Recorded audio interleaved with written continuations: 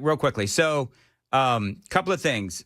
Trump is talking about getting rid of the filibuster. Now, we've been talking about this morning on WTN. I don't know. What do you think? There's positives and negatives. Trump wants the CR passed and the government reopened, and he's saying Republicans get rid of the filibuster. Let's go. What do you think? I think it's a bad idea. I think we end up with Puerto Rico as a state with 2 senators, D.C. as a state with 2 senators. I think we end up with 5 more Supreme Court judges. I think the Democrats just need to do the right thing, the same thing they did 13 times under Biden, and vote for a clean CR, and all this goes away. Are you hearing anything, Congressman Scott DesJarlais, are you hearing anything of backdoor negotiations, shadow negotiations? I'm hearing some wobbly knees with several Democrats, and they know that this is a farce. Okay, the whole Medicare ruse or Medicaid ruse that we're letting people die. That this tax subsidy that Biden started during COVID is expiring, and people are literally dying. I'm hearing that from several members of the Democrats. That was their baby. They put that in the Inflation Reduction Act. It had an expiration date of this year. They knew that. They were in control up until 10 months ago. They could have made that permanent, but they wanted that 400 and some billion to use on their own priorities. They're just taking advantage to use it to attack us, hoping that it sticks to us. And then now that food stamps or SNAP is expiring, they're trying to blame us for starving women and children. And basically, they've admitted they're negotiating because it's their only leverage to try to claw back things that they didn't like in the big, beautiful bill. And as Obama so eloquently put it, elections have consequences.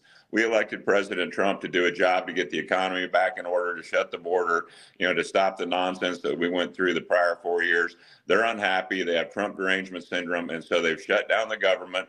They've marched themselves into a blind alley. They have no negotiation leverage. And they're just hoping that this somehow sticks to Republicans, and they're willing to let Americans suffer. They're willing to let people go hungry, military not be paid, air traffic controllers not be paid. And I think that they're realizing that this isn't going to work. We did this in 2018 trying to repeal Obamacare. For 18 days, we sat there in our blind alley, and there's no way Obama was going to undo his signature legislation, and we had to come out with our tail between our legs. They need to come out with their tail between their legs, reopen the government, stop this nonsense. But yeah, I do think I have heard several different Democrats, the guy from Vermont, he was in the House, can't think of his name, but several others are getting pressure, and that pressure is going to ramp up tomorrow, the next day. I think by early next week, we get our Democrats we need to pass the CR. Well, you, Congressman Scott DesJarlais joining us, you hit the nail on the head. Their new phrase is weaponizing hunger. I mean, come on.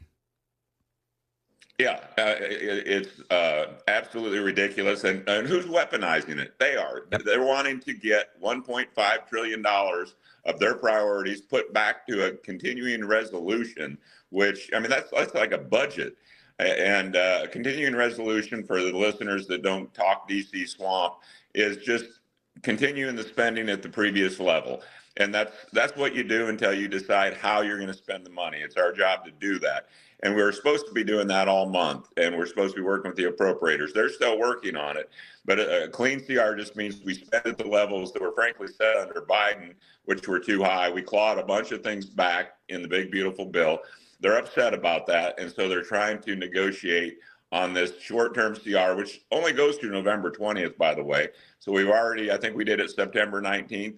We're going to need to do this again sooner than later. And we're probably looking at a CR sometime into next year now. And, they're just, I honestly don't know what they're trying to do. The fact they voted for a CR back in March. Schumer got enough people. He took a lot of heat. He's afraid he's going to get primaried by AOC. And the liberal left is holding the Democratic Party hostage. And they need to stop the nonsense and just open the government. Everything that everyone's been talking about goes away today if they go to the floor of the Senate and just reopen the government. That's all they have to do. We don't need to negotiate with them because we're in the right, they're in the wrong, they know it, and they're just doing everything they can to put the blame on Republicans, and I don't think it's working. Congress, let me ask you this. You, of course, everyone knows you're also a medical doctor, and this has come up in the last couple of days where, there's a lot of fraud within the whole SNAP benefits, EBT cards, and the whole thing. And there's a lot of folks that are on the socials, on TikTok and such, where they've got all of this really crappy food in their basket. I mean, you're talking about cookies and crackers and, Yeah. Fruit Loops and all that kind of stuff. As a medical doctor, is there anything that we can do or can be done or maybe is being done, and I don't know, to force these folks to, I mean, there's no other way to put this. I mean, you see the videos and they're screaming about how they're not going to have their EBT cards and all that, but they're obese. And so it brings up the conversation about, okay, so should these EBT cards, should they be mandated to buy actually healthier food? Yeah, that argument's been going round and round forever. And, they do have some things that are SNAP eligible, some things that aren't. You'll notice every convenience store you go in has got some kind of semi-rotten fruit right by the counter. It's a banana, it's an apple, and it's an orange. And, that's the trick. You put an orange on the table, but it actually turns into a pack of cigarettes. It's a game that's played at almost any convenience store. And you get 100 people in a room and ask them if they've got an example of witnessing SNAP fraud, and about every hand goes up because we've all seen it. You may be behind the person in the grocery line at the checkout counter, and you see all the things going on. So there's no question there's fraud, and they've lied for years that, the rate of fraud is 3%. Well, we dug deeper this year, and then it was 7%, then it's 25%. And then, as you saw, I just wrote a letter to Secretary Rollins, the USDA, and Secretary Noem, DHS, trying to get some answers on how many of the 42 million, and it's actually more than 42 million, people who are on SNAP are actually Americans, how many are legal immigrants, how many are illegal immigrants, and no one will give you the answers. Anyone can go to ChatGPT and they can Google, can illegal immigrants get SNAP? The first thing that comes up is no, but then keep reading. And as you read, you get into the things that I'm questioning in the letter. You get into the exceptions, and there's 11. And the top 2 is if you're 18 or under, you automatically qualify.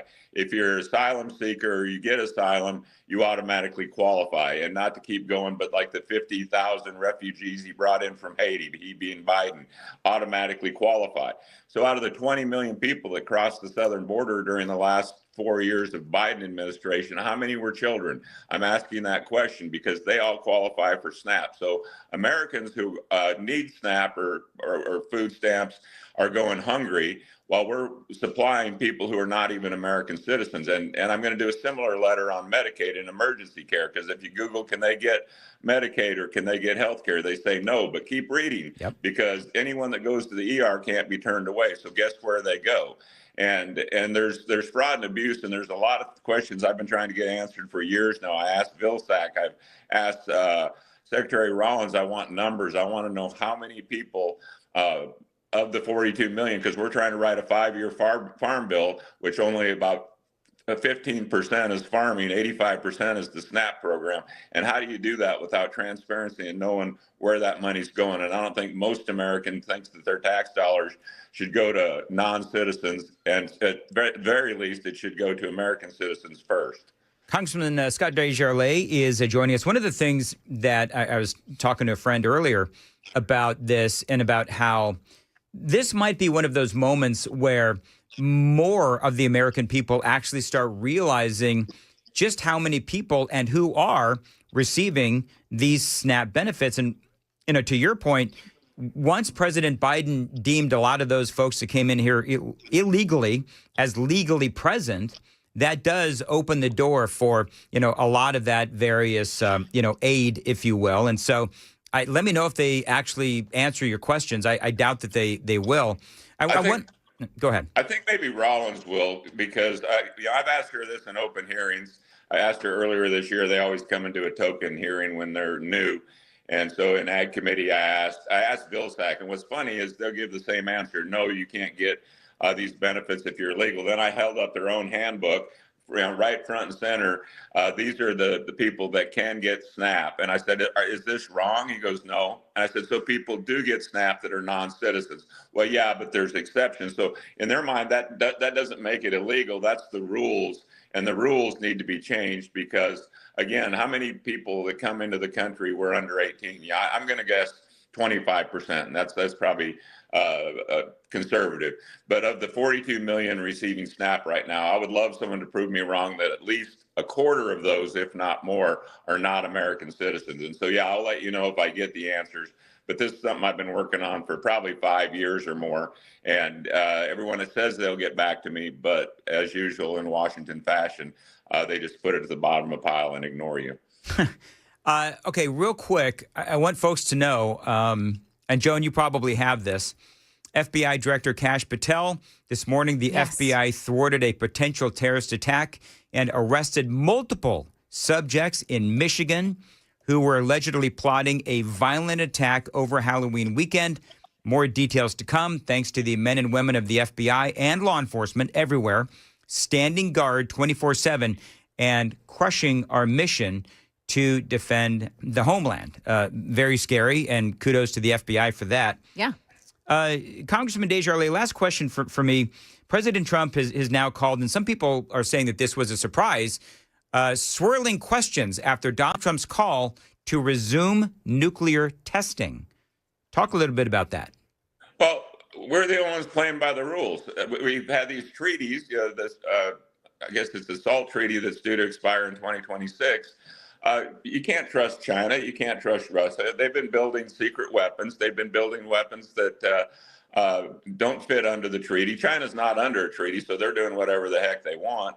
He announced that, we're still the best. We got the best weapons. Russia's second, China's third. But in 5 years, China will be equal or have as many nuclear weapons.